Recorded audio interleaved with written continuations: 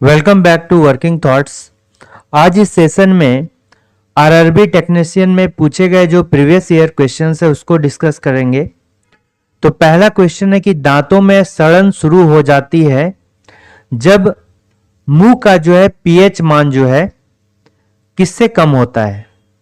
PH value जो होता है वो किससे कम होता है। तो इसका करेक्ट आंसर क्या हो जाएगा, जब पीएच मान जो है 5.5 से कम हो जाता है। ठीक है, कितना से 5.5 से जब कम हो जाता है तो वो क्या कहलाएगा, दांतों में सड़न तब शुरू हो जाता है। ठीक है, तो इसका करेंट आंसर होगा 5.5। ठीक है, नेक्स्ट क्वेश्चन क्या होगा। देखिए पीएच का मतलब क्या होता है, power of hydrogen. Power of hydrogen, ठीक है, हाइड्रोजन। तो इसमें जो H+ की संख्या होती है उस पर डिपेंड करता है। ठीक है, दांतों में सड़न जब 5.5 से पीएच वैल्यू क्या होगा, जब मेरा कम हो जाएगा तो दांत सड़ना शुरू हो जाएगा। और दांत जो बनता है वो कैसे बनता है, कैल्शियम फॉस्फेट जो से बनता है दांत। ठीक है, नेक्स्ट क्वेश्चन है कि एक कोड में यहां क्या दिया गया है, UNGIMMICKY। इसको क्या लिखा गया है, MIGNUYKCIM। ठीक है, तो किस तरह कोड किया गया है, देखिए ये जितने भी कितना यहां पर लेटर है इसको बराबर बराबर में बांट लिया गया है। ठीक है, तो इसको क्या किया गया है, यहां से लेके M तक लिख दिया गया है बराबर में, और फिर यहां से यहां तक कर दिया गया है। अब ये क्या किया गया है कि इधर से इधर इधर लिखा गया है और फिर इधर से ऐसे लिखा गया है। ठीक, M से स्टार्ट होके U तक गया है ये वाला, फिर इसको M से Y से लेकर तक जो है M तक आया है, इधर इधर ही गया है, Y से लेके जो है M तक आया है। ठीक है, उसी तरह कॉम्प्लेक्सिटी को क्या किया जाएगा, आधा आधा बांट लेंगे। ठीक है, कॉम्प्लेक्सिटी SITY। तो इसमें कितना लेटर है टोटल, अगर देखा जाए तो 10 है। तो इसको जो है कैसे लिखेगा, ऐसे करके लिखेगा यहां से, और इसको भी जो है यहां से कैसे लिखेगा, ऐसे लिखा जाएगा। यानी L से स्टार्ट होगा, LPMOC, फिर यहां से स्टार्ट होगा Y से, YTIXE। तो देखिए कहां है LPM, तो ये तो नहीं होगा, LPO हो जाएगा। फिर LPMO, LPMOC, तो LPMOC कहां है, यहां है, यहां डबल M है, ये भी नहीं होगा, Y हो गया, ये भी नहीं होगा। तो ऑप्शन नंबर 4 क्या होगा, करेक्ट आंसर होगा। नेक्स्ट देखिए यहां पर क्वेश्चन कहा गया है कि नोबेल पुरस्कार जीतने वाले एकमात्र भारतीय अर्थशास्त्री हैं। ठीक है, तो देखिए इसका करेक्ट आंसर हो जाएगा अमर्त्य सेन। तो ये इकोनॉमिक्स के फील्ड में, ठीक है, इकोनॉमिक्स के फील्ड में, ठीक है, जो अर्थशास्त्र है इस क्षेत्र में जो है पहले भारतीय जिन्होंने नोबेल पुरस्कार जीता है ये कौन है, अमर्त्य सेन। ठीक है, अमर्त्य सेन। ठीक है, और ये जो है पहला भारतीय है। ठीक है, जिनका जन्म जो है भारत में ही हुआ है, भारत के पश्चिम बंगाल में हुआ है। ठीक, अब ये जो फर्स्ट टाइम जीते थे अमर्त्य सेन, ये कब जीते थे, ये 1998 में जीते थे। ठीक है, 1998 में इनको नोबेल पुरस्कार से सम्मानित किया गया था। किस फील्ड में, इकोनॉमिस्ट के फील्ड में, इकोनॉमिक्स के फील्ड में। ठीक है, इनको जो है, और इनसे इंपॉर्टेंट रिलेटेड क्या है, इनको भारत का जो सर्वोच्च सम्मान है भारत रत्न, इनको 1 साल के बाद ही मिला। कब से, ये इकोनॉमिक्स के फील्ड में नोबेल पुरस्कार जीतने के 1 साल बाद, यानी कि 1999 में जो है इनको भारत रत्न से सम्मानित किया गया है। ठीक है, 2019 में भी एक ऐसे अर्थशास्त्री हैं जो कि भारतीय मूल के थे लेकिन वो अमेरिकी थे। ठीक है, इसको कह सकते हैं भारतीय मूल के अमेरिकी अर्थशास्त्री। ठीक है, अमेरिकन इकोनॉमिस्ट थे। इनका नाम क्या है? ये भी जो है अर्थशास्त्र के क्षेत्र में जीते हैं लेकिन ये भारतीय मूल के अमेरिकी थे, अर्थशास्त्री थे। इनका नाम क्या है? अभिजीत बनर्जी। अभिजीत बनर्जी। ठीक है, देखिए आप बताइए कि ये तो इकोनॉमिक्स के फील्ड में पहले नोबेल पुरस्कार जीतने वाले भारतीय थे। अगर सभी कैटेगरी को ले लिया, कॉमनली अगर पूछा जाए कि कैटेगरी वाइज नहीं, कैटेगरी वाइज इकोनॉमिक्स में सबसे पहले अमर्त्य सेन, लेकिन जनरल वे में सबसे पहला भारतीय जिनके द्वारा नोबेल प्राइज जीता गया तो वो कौन थे? रविंद्रनाथ टैगोर थे। और रविंद्रनाथ टैगोर को जो है 1913 ईस्वी में, ठीक है, कब मिला है? 1913 ईस्वी में, 1930 को जो है साहित्य के क्षेत्र में, लिटरेचर के क्षेत्र में जो है क्या मिला? नोबेल प्राइज मिला। ठीक है, नोबेल प्राइज मिला है। कब? 1913 ईस्वी में। ठीक है, तो इसका करेक्ट आंसर हो जाएगा क्या? अमर्त्य सेन। नेक्स्ट क्वेश्चन देखिए कि उस समय का चयन कीजिए जो घड़ी में 9:30 की सही दर्पण छवि को दर्शाइए। ठीक है, अब देखिए क्लॉक का अगर मिरर इमेज की बात की जाए, क्लॉक का अगर मिरर इमेज का बात किया जाएगा, ठीक है, और इधर देखिए क्लॉक का एक वाटर इमेज भी हो सकता है, वाटर इमेज हो गया। तो ये क्या हो गया? वाटर इमेज हो गया, यानी कि जल प्रतिबिंब हो गया, और ये क्या हो गया? दर्पण प्रतिबिंब हो गया। तो जब भी जो है दर्पण प्रतिबिंब के बारे में बोलेंगे तो 11:60 यानी कि 12 ही हो गया। 12 बजे से माइनस करेंगे, इसको आवर और मिनट के फॉर्म में लिख दिए, 11:60। 60 मिनट में 1 घंटा होता, अगर 1 घंटा हम इधर जोड़ दें तो 12 हो जाएगा। तो 11:60 बोलिए या 12 बोलिए, एक ही बात हुआ है। तो 11 के 60 से माइनस कर देंगे जो भी समय दिया गया है, तो उसका दर्पण प्रतिबिंब निकल जाएगा।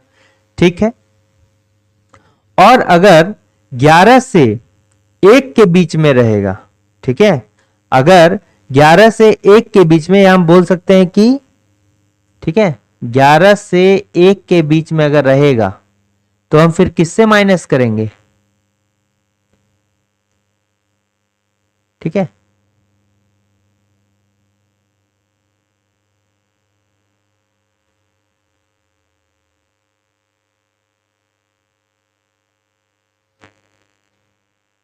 ग्यारह से 1 के बीच में अगर रहेगा तो हम 23:60 से माइनस करेंगे, 24 घंटे वाला से।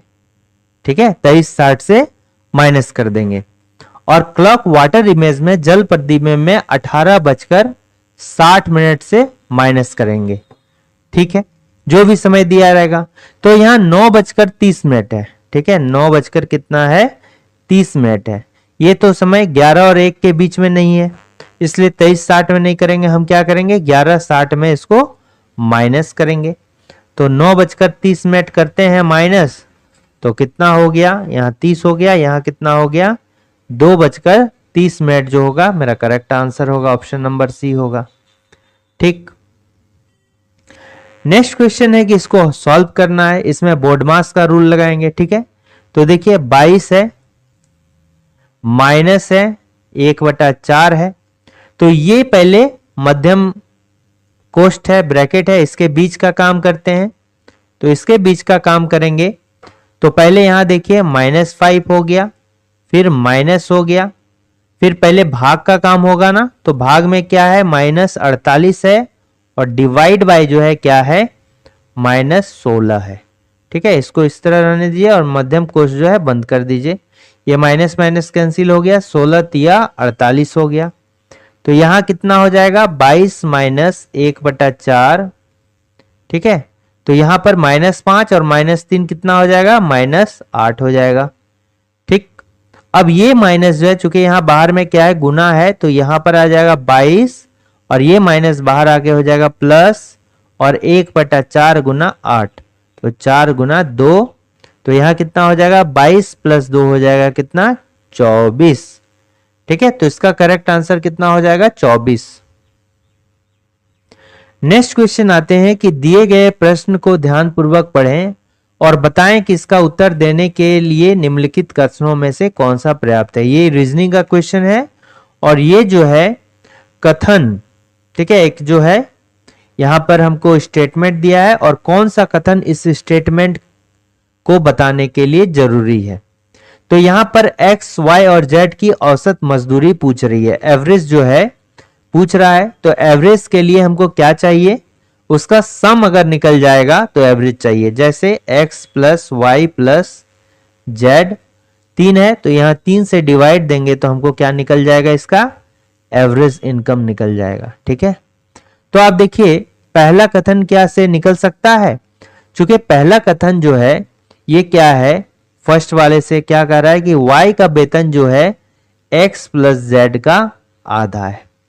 ठीक है, इससे क्या निकल पाएगा, नहीं निकल पाएगा, क्योंकि x + y + z निकालना है, तो ये तो नहीं निकलेगा। तो पहला वाला से जो है पॉसिबल नहीं है। लेकिन देखिए दूसरा वाला से पॉसिबल है, क्योंकि यहाँ z का वैल्यू फिक्स किया गया है। यहाँ देखिए z का वैल्यू कितना है, 500 है। ठीक है, और x + y z से अधिक कमाता है, तो x + y का वैल्यू जो है कितना मेरा दिया गया है, 40 अधिक है, यानी 540 है। तो यहां से दोनों का वैल्यू दिया गया है, तो x + y + z का सम नहीं निकाल पाएंगे, 1040। अब देखिए 1040 को हम इसको 3 से डिवाइड कर देंगे, इधर भी 3 से डिवाइड कर देंगे, तो एवरेज नहीं निकलेगा, निकल जाएगा। इसलिए केवल जो दूसरा है ये बताने के लिए पॉसिबल है। Only 2 is alone is sufficient while 1 is alone not sufficient. ठीक है, इनसफिशियंट है। 2 क्या है, अकेले ही सफिशियंट है, बट 1 क्या है, इनसफिशियंट है, सफिशियंट नहीं है। ठीक है, संख्या 4 2 8 6 9 3 7 4 5 में 9 और 5 का स्थानीय मान का अंतर क्या है। देखिए जैसे मान लीजिए कि कोई स्थानीय मान है, ठीक है, जैसे 4 5 6 7। ठीक है, अब अगर 4 का स्थानीय मान बोला जाए, स्थानीय मान, ठीक है, या इसको क्या बोलते हैं इंग्लिश में, प्लेस वैल्यूज, प्लेस वैल्यू। तो 4 का स्थानीय मान 4 लिखिए, बाद बाकी जितनी भी संख्या उसके जगह में 0 लिख दीजिए। ठीक है, ये 1000 प्लेस पर है ना, जिस प्लेस में 100 प्लेस पर रहेगा। 5 का स्थानीय मान तो 100 प्लेस पर है, तो यहां पर क्या करेंगे, 2 0 लिख देंगे। 6 का स्थानीय मान 10th प्लेस पे है, तो 1 0 कर दिए। 7 का स्थानीय मान 7 होगा। ठीक है, 7 का स्थानीय मान क्या होगा, 7 होगा, क्योंकि यूनिट प्लेस पे है। दूसरा क्या होता है, एक फेस वैल्यू होता है। ठीक है, जिसको जातीय मान कहते हैं, जातीय मान कहते हैं, या फिर इसको जातीय मान कहते हैं या अंकित मान कहते हैं। ठीक है, अंकित मान कहते हैं, अंकित मान। ठीक है, तो किसी भी नंबर का अंकित मान वही रहता है। जैसे 4 का अंकित मान क्या होगा, 4 होगा। 5 का अंकित मान क्या होगा, 5 होगा। 6 का अंकित मान 6 होगा। 7 का अंकित मान 7 होगा। तो यूनिट प्लेस पे जो होगा स्थानीय मान बोला जाए, अंकित मान सेम होगा। ठीक है, ये समझ में आ गया। तो यहां पर क्या है, अंकित मान बोला गया है। जैसे 4 है, 2 है, 8 6 9 3 7 4 5। तो 9 का पहले अगर प्लेस वैल्यू अगर बोला जाए, तो 9 का प्लेस वैल्यू कितना होगा, 9 जो है 10,000 प्लेस पर है। तो यहां पर देखिए 4 को 0 देना होगा। 9 के बाद 4 संख्या है, तो 4 0 बैठा दीजिए। फिर 5 का अगर प्लेस वैल्यू स्थानीय मान पूछा जाए, तो 5 यूनिट प्लेस पे, तो 5 का 5 होगा। अब अगर डिफरेंस निकालने बोला जाए,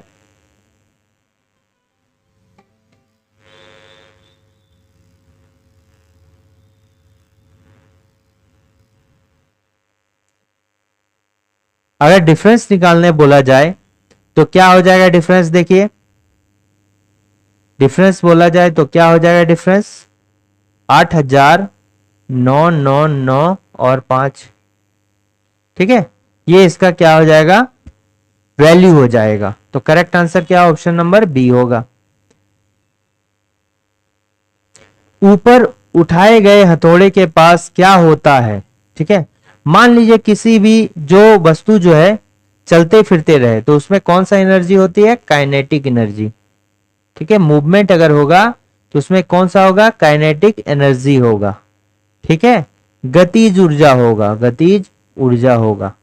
लेकिन मान लीजिए जो वैल्यू अपने स्थिति कोई भी पोजीशन पे है, ठीक है, किसी स्थिति पे है, तो उसमें स्थितिज ऊर्जा होगा, स्थितिज ऊर्जा।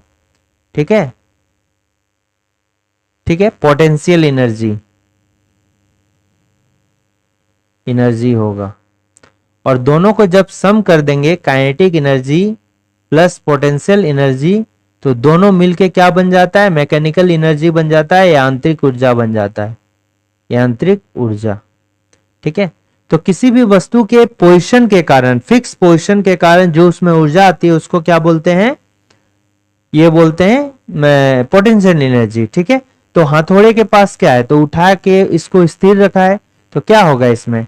यांत्रिक ऊर्जा तो होगा नहीं, गतिज ऊर्जा तो होगा नहीं, यांत्रिक ऊर्जा भी नहीं होगा, क्योंकि गतिज ऊर्जा नहीं है तो यांत्रिक ऊर्जा कहां से होगा? सिर्फ स्थितिज ऊर्जा होगा।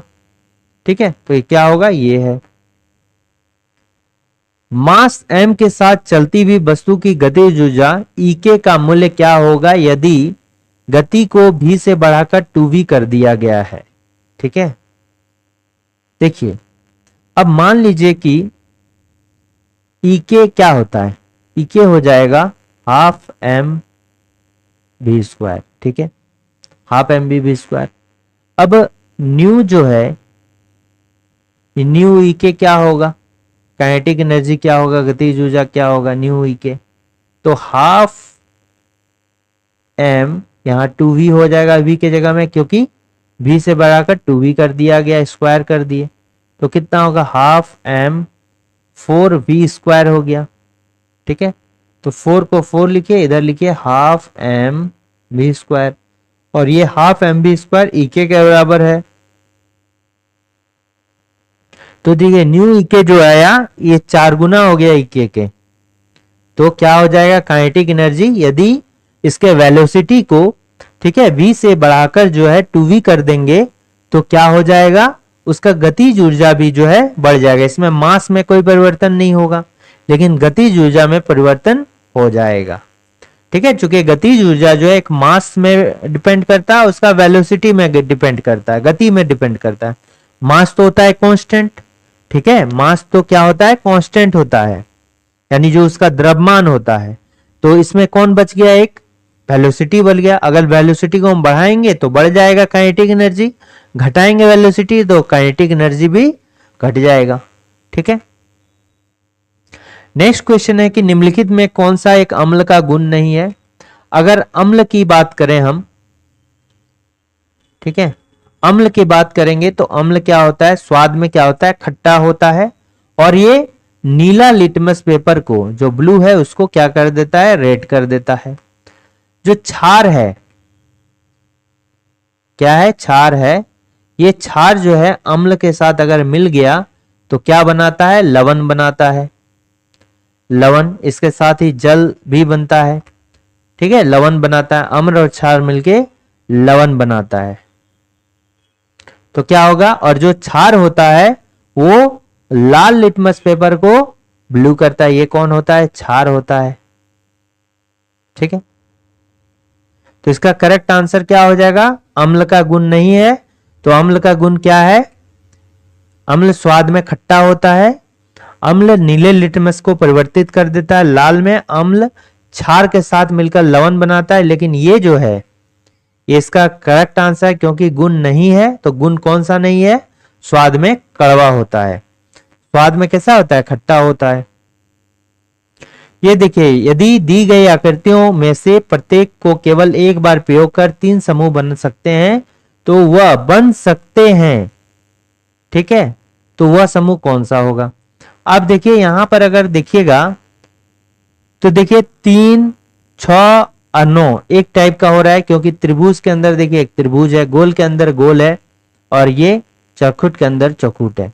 तो 3, 6, 9 का तो बनेगा ही, तो ये कैंसिल हो गया, ये कैंसिल हो गया, बचा ये दोनों। और देखिए ये देखिए गोल है, अगर इसको देखिएगा तो एक ट्रायंगल के अंदर एक रेक्टेंगल के अंदर रेक्टेंगल है, ट्रायंगल के अंदर क्या है, ट्रायंगल है, और ये जो है ये समलंब के अंदर जो है ये क्या है, वही है। ठीक है, समांतर चतुर्भुज, समलंब नहीं, समांतर चतुर्भुज के अंदर कौन है, समांतर चतुर्भुज है। तो 1, 5 और 7 का भी कॉम्बिनेशन होगा, 1, 5 और 7 का कॉम्बिनेशन होगा। तो 1, 5, 7 का कॉम्बिनेशन कहाँ है, यहां भी नहीं है, तो है कौन सा होगा आंसर, ये वाला होगा। बचा ये 2, 4, 8, तो देखिए 2 और फिर हो गया 4 और फिर हो गया 8, ये लगभग देखिए सेम है। ठीक है, ये जो है सेम है, गोल के अंदर डिफरेंट है, यहां इसके अंदर भी डिफरेंट है और त्रिभुज के अंदर भी डिफरेंट है। तो ऑप्शन नंबर सी क्या होगा मेरा बेहतर समूह होगा। नेक्स्ट क्वेश्चन क्या है कि दीपाली ने कब का एक सेट 375 रुपया में खरीदा, यानी जो कॉस्ट प्राइस हो गया वो कितना हो गया, 375 रुपया हो गया। ठीक है, लेकिन बाद में से पुराना स्टॉक समाप्त करने के लिए 345 रुपया में बेच दिया, जो सेलिंग प्राइस है 345 रुपीज जो है। अब हमको कितना प्रतिशत नुकसान हुआ, तो नुकसान तो साफ दिख रहा है, क्योंकि कॉस्ट प्राइस जो है यहाँ सेलिंग प्राइस से ज्यादा है, यानी क्या हो रहा है, लॉस हो रहा है, हानि हो रहा है। ठीक है, हानि हो रहा है। तो जब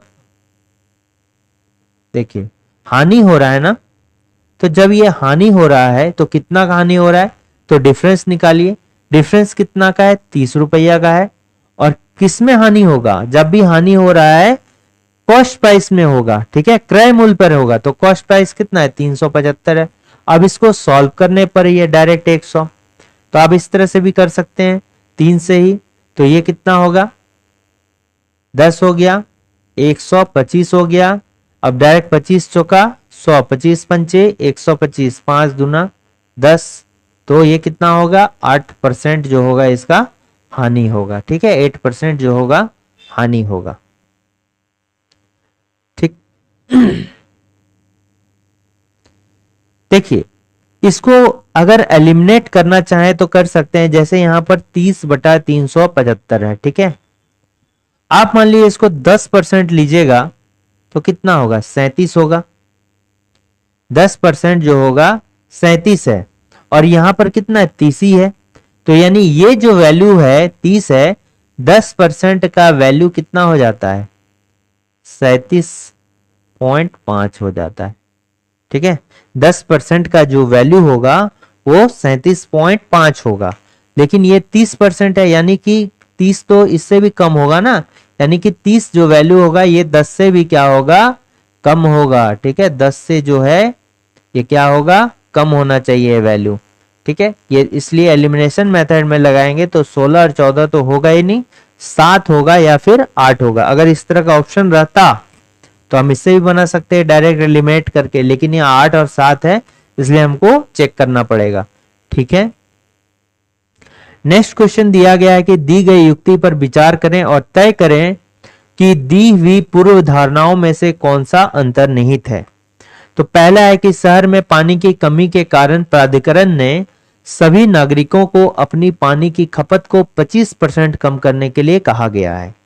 ठीक है, अगर ये कहा गया है तो 100% जो है इसको फॉलो करने के लिए ही कहा गया है, इसको हमेशा पॉजिटिव लेके चलेंगे। ठीक है, इसमें जो है कोई भी नेगेटिव धारणा को मन में नहीं रखेंगे। ठीक है, बस इतना ही ध्यान रखना है, हमेशा इससे लेके पॉजिटिव सोचेंगे। तो अधिकांश नागरिक अपनी पानी की खपत को कम कर सकते हैं, कम कर सकते हैं, तभी ये ऐसा बोला गया है। ठीक है, पॉजिटिव अगर लीजिएगा तो कम कर सकते हैं, तभी ये इस टाइप का जो है प्राधिकरण ने नागरिकों को कहा है कि आप पानी की खपत को 25% कम कीजिए। ठीक है, तो ये तो सही है, बट यहां पर देखिए कई कारखाना प्राधिकरण द्वारा दी गई सलाह का विरोध कर सकते हैं। तो कहा गया है मतलब हम विरोध नहीं करेंगे। ठीक है, नेगेटिव लेके नहीं चलेंगे, तो ये जो है दूसरा हम नहीं लेके चलेंगे, सिर्फ पहला लेके चलेंगे। तो कौन सा, केवल पूर्व धारणा जो है वन अंतर्निहित, ओनली वन इज इम्प्लिक्ट। ठीक।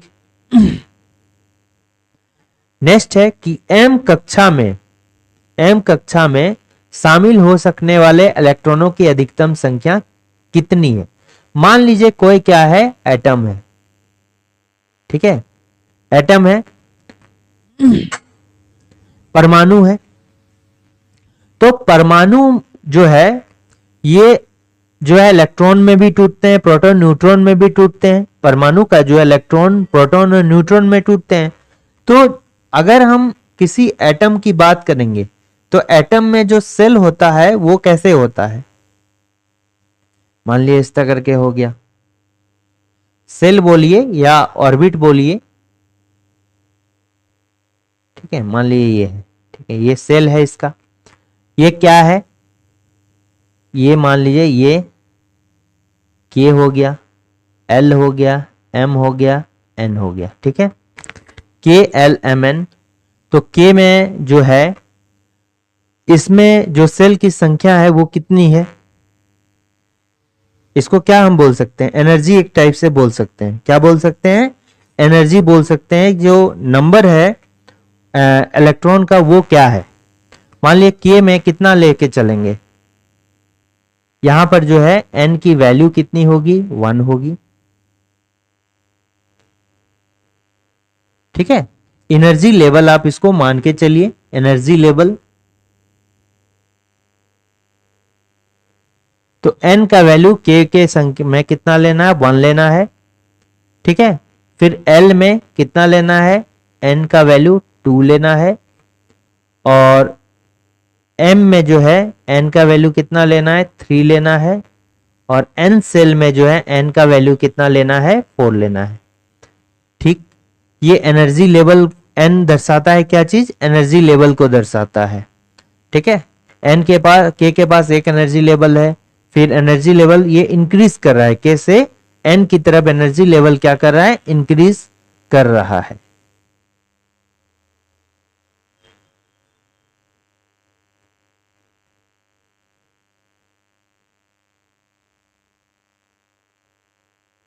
देखिए ये जस्ट इससे कीजिए,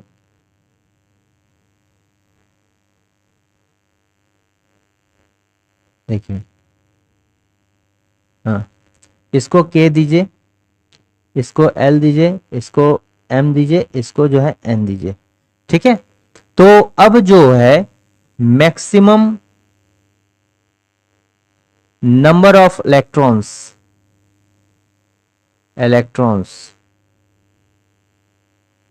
इन अ पार्टिकुलर सेल, किसी भी सेल में जो मैक्सिमम नंबर ऑफ इलेक्ट्रॉन होती है, यानी इलेक्ट्रॉन्स की अधिकतम संख्या होती है, वो कैसे 2n² फॉर्मूला से निकालते हैं। ठीक है, तो मान लीजिए कि हमको के में निकालना है, तो के में कितना होता है, 2 गुने n का वैल्यू 1 होता है, तो 1 पर स्क्वायर होता है, यानी के का 2 हो गया। अब एल का अगर बोलेंगे तो एल का कितना होगा, 2 गुने 2 पर स्क्वायर हो गया, यानी 8 हो गया। फिर कितना होगा, ये m हो गया, तो m का कितना होगा, 2 गुने 3 पर स्क्वायर हो गया, 16 दुना कितना हो गया, 32 हो गया, 9 दुना 18 हो गया, सॉरी ये कितना हो गया, 18 हो गया। ठीक है, तो इसका मैक्सिमम नंबर ऑफ इलेक्ट्रॉन्स जो है m सेल में कितना रह सकता है, 18 रह सकता है। फिर n में अगर बोलिएगा तो 2 गुना 4 पर स्क्वायर, यानी कि 16 दुना 32 जो है इलेक्ट्रॉन्स इसमें रह सकता है। तो maximum number of electrons that can accommodated in M cell कितना है, देखिए 18 है, तो ये करेक्ट आंसर कितना होगा, 18 होगा। अधिकतम संख्या, इलेक्ट्रॉन्स की अधिकतम संख्या जो है किसी भी सेल में कितनी रह सकती है। निम्नलिखित में से कौन सा एम्फोरिक ऑक्साइड, ठीक है, एम्फोटेरिक ऑक्साइड, तो एम्फोटेरिक ऑक्साइड कैसे बोलते हैं, ये ऑक्साइड ऐसा होता है जो एसिड और बेस का जो होता है कॉम्बिनेशन से क्या करता है, ये सॉल्ट और वाटर को फॉर्म करता है। ठीक है, एम्फोटेरिक ऑक्साइड क्या होता है, ये ऑक्साइड होते हैं, ऑक्साइड ये क्या होता है, ऑक्साइड होता है जो एसिड और बेस के साथ रिएक्ट करके क्या करता है। देखिए ये क्या होता है, ऑक्साइड होता है, oxides that reacts with acid plus base forms क्या करता है, salt plus water। ठीक है, ये क्या हो गया, लवण प्लस जल। और ये क्या हो गया, ये हो गया अम्ल और क्षार। मतलब वैसे ऑक्साइड जो एसिड और बेस के साथ रिएक्ट करके वो क्या करते हैं, सॉल्ट यानी कि लवण और जल बनाते हैं। जैसे Al2O3 हो गया, फॉर एग्जांपल हो गया Al2O3 alumina, aluminium oxide, silicon oxide SiO2। ठीक है, तो ये सभी जो है एम्फोरिक ऑक्साइड होते हैं। और अगर इसका देखना है रिएक्शन, देखिए Al2O3 हो गया और इसको कोई बेस के साथ आप रिएक्ट कराइए। ठीक है, बेस के साथ जो है आप रिएक्ट कराइए। तो अगर बेस के साथ आप रिएक्ट करें, मान लीजिए सोडियम हाइड्रोक्साइड, ये क्या है, बेस है। सोडियम हाइड्रोक्साइड के साथ हमने क्या किया, इसका रिएक्शन करा दिया, तो ये क्या बन जाएगा, ये क्या बनेगा, देखिए ये बनेगा NaAlO2। ठीक है, NaAlO2 प्लस H2O, जल बन गया NaAlO2। ठीक है, ये बन गया। तो इसको बैलेंस कीजिए, जैसे यहां पर एक हो जाए, यहां पर 2 देते हैं, यहां पर 2 देते हैं, दोनों साइड 2 नाइट्रोजन सोडियम हो गया। और फिर यहां पर कितना हो गया, यहां पर 3 ऑक्सीजन और 2 5, और यहां भी देखिए 4 ऑक्सीजन और इधर एक 5, हाइड्रोजन 2, यहां पे क्या हो गया, 2 दे दिए तो हाइड्रोजन 2 हो गया, तो बैलेंस हो गया। तो ये वाला जो है क्या हो गया, ये देखिए लवण दिया। ठीक है, ये लवण दिया और साथ में क्या दे दिया, जल दे दिया। तो इसको आप रिएक्ट जो है अन्य के साथ, हाइड्रोजन क्लोराइड के साथ भी करा सकते हैं। तो इसका जो करेक्ट होगा, ये क्या हो गया, एल्यूमिनियम ऑक्साइड हो जाएगा। ठीक है, एल्यूमिनियम ऑक्साइड इसका करेक्ट आंसर होगा। कार्बन डाइऑक्साइड जो है नेचर कैसा होता है, अगर इसके जल के साथ रिएक्ट कराएंगे कार्बन डाइऑक्साइड का, तो ये एसिडिक नेचर होगा। मैग्नीशियम ऑक्साइड को भी जल के साथ रिएक्ट कराएंगे तो कैसा बन जाएगा, ये एसिडिक नेचर का बन जाएगा। तो एम्फोटेरिक ऑक्साइड जो होता है वैसा ऑक्साइड होता है जो एसिड और बेस के साथ जो है रिएक्ट करके क्या होता है, या तो सॉल्ट देगा और उसके साथ जल भी देगा। नेक्स्ट है कि निम्न में से वो कौन सी भिन्न है जो आवर्ती दशमलव है। आवर्ती दशमलव में जिसमें भाग देने के बाद कुछ संख्या बाद में रिपीट होने लगता है। कुछ संख्या जैसे लिखाएगा कुछ प्लेस वैल्यू तक, उसके बाद सेम संख्या जो है रिपीट होने लगेगा। जैसे 56 को अगर हम 4 से भाग देते हैं, ठीक है, 56 को अगर 4 से भाग देते हैं तो यहां देखिए क्या होगा, 0 हो गया। ठीक है, 0 हो गया।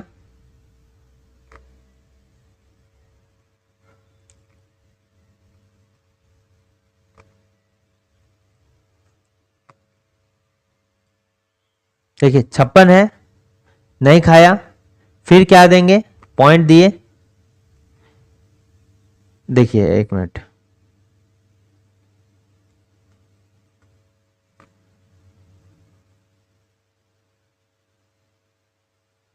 देखिए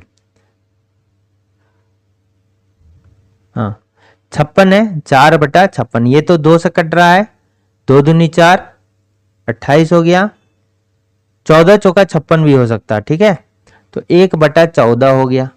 तो आप 14 को क्या कीजिए, 1 से डिवाइड दिए, पॉइंट दिए, 0 दिया, फिर 0 दिए, तो 14 चौका क्या हो जाएगा, 56, 14 पंचे 70। ठीक है, 14 पंचे 70 हो गया। फिर उसके बाद 14 छका 84 हो गया, 14 सत्ते 98 हो गया। ठीक है, 98 हो गया। यहाँ 2 आया, 0 आया, 14 एकम 14, 6 आया, फिर 0 आएगा, ठीक है, फिर 0 आएगा, 14 चौका 56,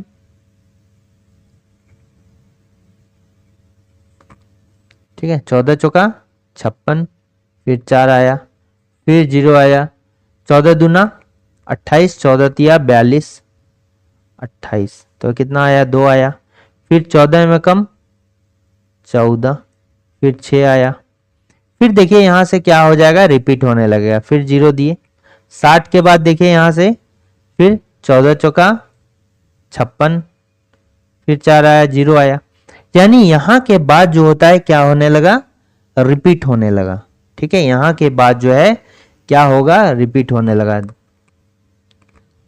यानी कि ऐसे करके जो है रिपीट होगा फिर से।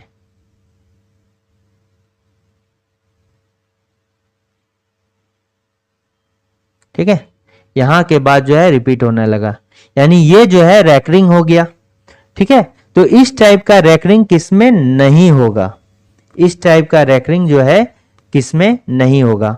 आप देखिए अगर इसमें क्या होगा, क्या 7 बटे अगर 56 है तो 7 अटे 56, ठीक है, 1/8 है, जब 1/8 है, अब 1 को भाग दीजिए तो पॉइंट हो गया 0, 1 8 हो गया, फिर क्या हो गया 2 हो गया, फिर क्या हो गया 0 हो गया, 8 दूना 16 हो गया, 5 हो गया, और ये कितना हो गया 4 हो गया, फिर 0 दिए, 8 पंचे 40, ये देखिए पूरा पूरी जो है यहाँ कट गया, यानी कि इसमें इसमें और इसमें ये इस टाइप का रैकरिंग आएगा ही आएगा, लेकिन इसमें जो है इस वाले में नहीं आएगा, यानी कि ये आवर्ती दशमलव जो है नहीं है। ठीक है, ये आवर्ती दशमलव क्या है, नहीं है, तो इसका करेक्ट आंसर कौन सा हो जाएगा, ऑप्शन नंबर 2 जो होगा मेरा ये करेक्ट आंसर होगा। देखिए जब हम आवधिक तालिका में समूहों को नीचे जाते हैं तो क्या होता है, what happens when we go down the group periodic table.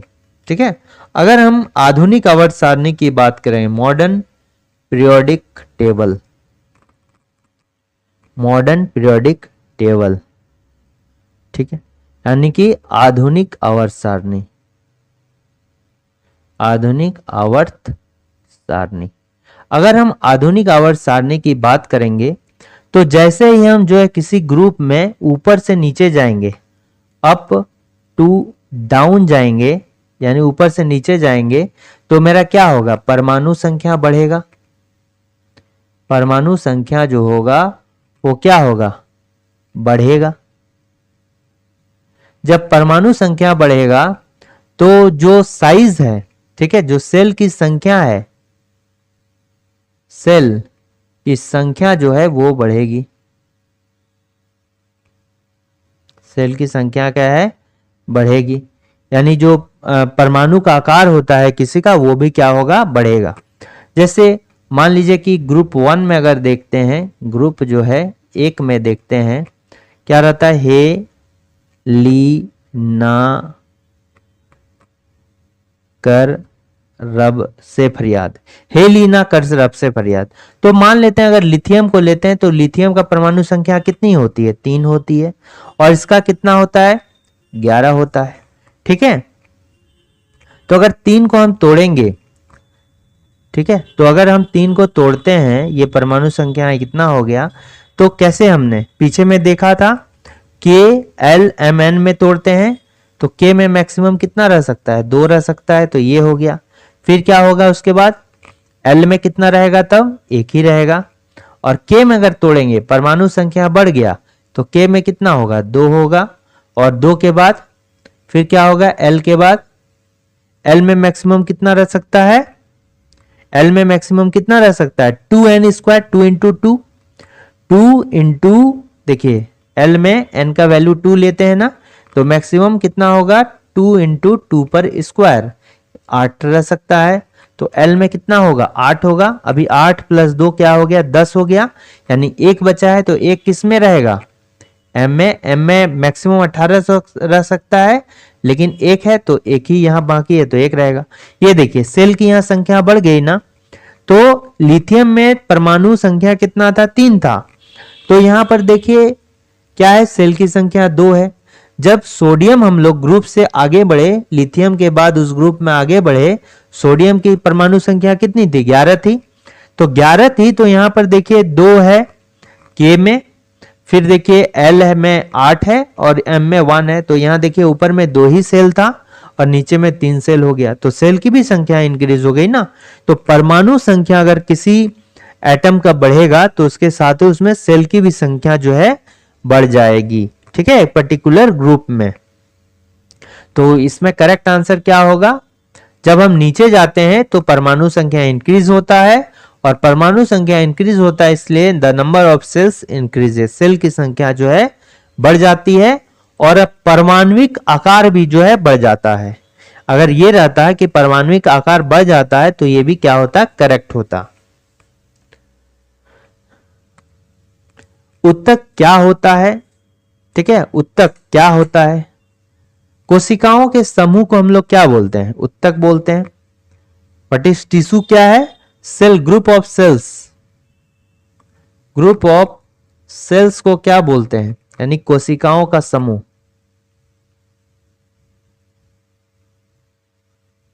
कोशिकाओं का समूह को हम लोग क्या बोलते हैं, उत्तक कहा जाता है, ठीक है, उत्तक कहा जाता है, टिश्यू कहा जाता है।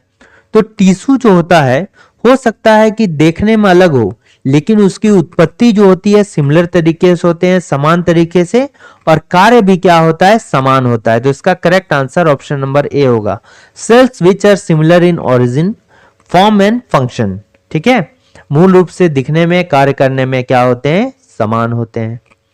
किसी संख्या के 28% का मान कितना है, 28% का मान क्या है, 35 है, ठीक है।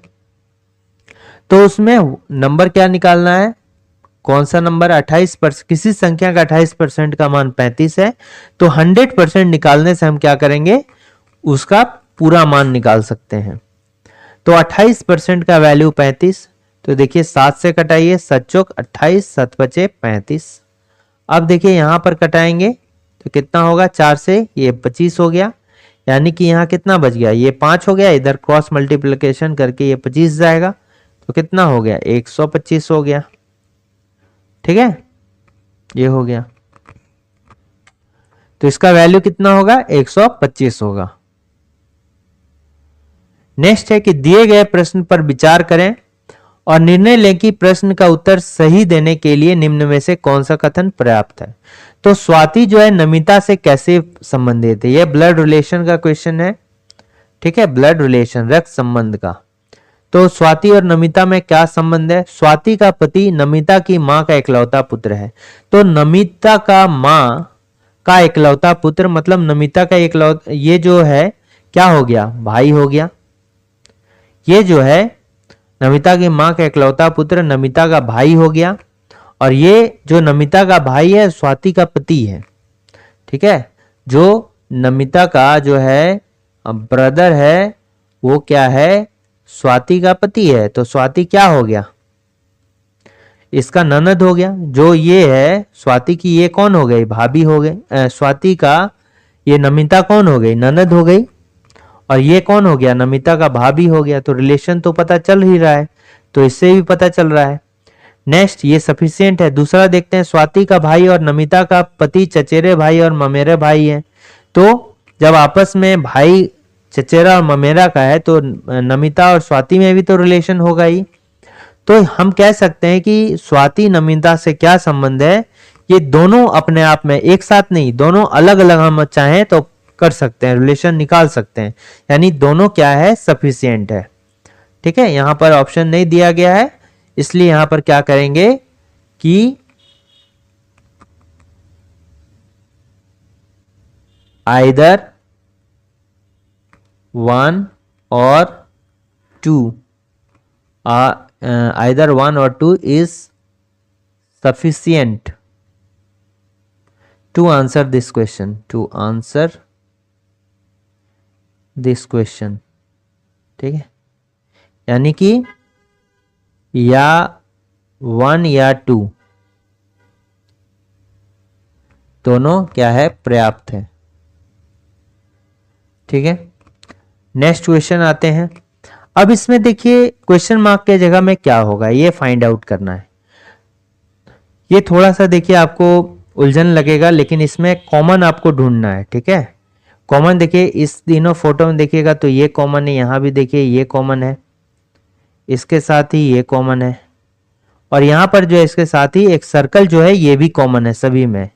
यहाँ पर देखिएगा तो यहाँ ये कॉमन है, इस टाइप से कॉमन है, फिर यहाँ भी देखिए इस टाइप से कॉमन है, कॉमन ढूंढना है, और यहाँ भी इस टाइप से कॉमन है। आप देखिए यहाँ पर ऐसे है, सर्कल तो नहीं है तीनों में इसलिए सर्कल कॉमन नहीं है। ये देखिए ये ऐसे है, इसमें ये ऐसे है तो ये भी कॉमन नहीं हुआ। लेकिन ये जो ये वाला है, ठीक है, ये जो इसमें है कॉमन क्या है तीनों में, यहाँ पर देखिए कॉमन ढूंढना है तो इसमें सिर्फ जो कॉमन है ये वाला है, जो पॉइंट है ये कॉमन है। तो यहाँ जो है ये भी नहीं होगा क्योंकि सर्कल तो कॉमन नहीं है, ये दो साइड एक साथ कहीं भी नहीं है, और ये जो है ये नहीं होगा क्योंकि ये इधर से है। तो पॉइंट जो इसमें कॉमन, तो ऑप्शन नंबर सी क्या होगा, ये सी कॉमन है, तो ऑप्शन नंबर सी जो है मेरा करेक्ट आंसर है, ठीक है। नेक्स्ट है कि हमको जल का प्रतिबिंब बनाना है, तो जब भी वाटर इमेज की बात करेंगे, ठीक है, जल प्रतिबिंब का बात करेंगे तो जल प्रतिबिंब में अप डाउन हो जाता है, ठीक है, डाउन अप डाउन में बदल जाता है। तो ये जो है देखिए ऐसे है,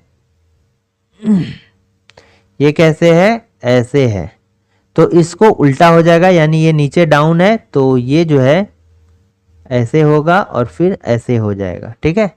ये जो हैगा शेप इस तरह से ऐसे हो जाएगा, ठीक।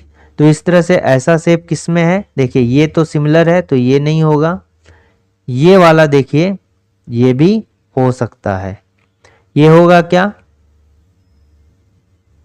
ये भी हो सकता है, ये तो बिल्कुल नहीं होगा। तो आप चेक कीजिए, ये जो थोड़ा है ये थोड़ा सा क्या है, देखिए इसका सिमिलर टाइप से कैसा लग रहा है, सिमिलर टाइप का देखेंगे तो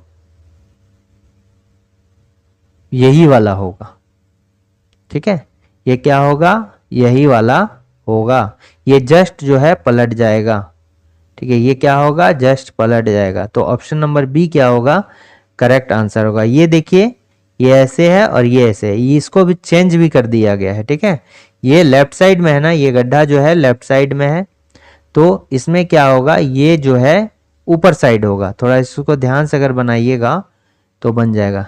इसको देखिए ऐसे होगा ना, तो इसका जो फिगर बनेगा ऐसे बनेगा और फिर ऐसे बनेगा, ठीक है, ये जो है गड्ढा थोड़ा सा वाला इधर बनेगा।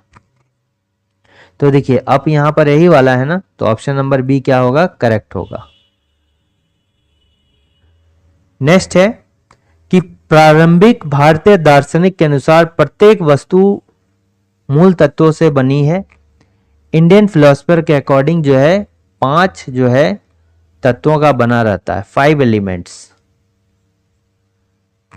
5 तत्वों का, 5 एलिमेंट्स का, ठीक है। कौन कौन सा हो गया, एक तो हो गया हवा, जल, वायु, पृथ्वी, पृथ्वी और आकाश। इसको क्या बोलते हैं, पंच तत्व बोलते हैं, पंच तत्व, ठीक है। तो ये कितना होगा, 5 होगा। निम्नलिखित में से किस क्षेत्र में सार्वजनिक उपलब्धि के लिए भारत सरकार द्वारा अर्जुन पुरस्कार दिया जाता है, तो अर्जुन पुरस्कार जो होता है खेल जगत में दिया जाता है, ठीक है। एक तो अर्जुन पुरस्कार दिया जाता है, इसके दो ध्यानचंद्र पुरस्कार हुआ करता था, वो दिया जाता है, ध्यानचंद्र, ध्यानचंद्र अवार्ड, ठीक है, ध्यानचंद्र पुरस्कार दिया जाता है इसमें। नेक्स्ट है कि 4/5, 2/3 और 5/7 का लॉसो ज्ञात कीजिए, ठीक है। जब भी इस तरह का फ्रैक्शनल वैल्यू रहे 2/3 और 5/7, एलसीएम के निकालने को कह रहा है, लॉसो।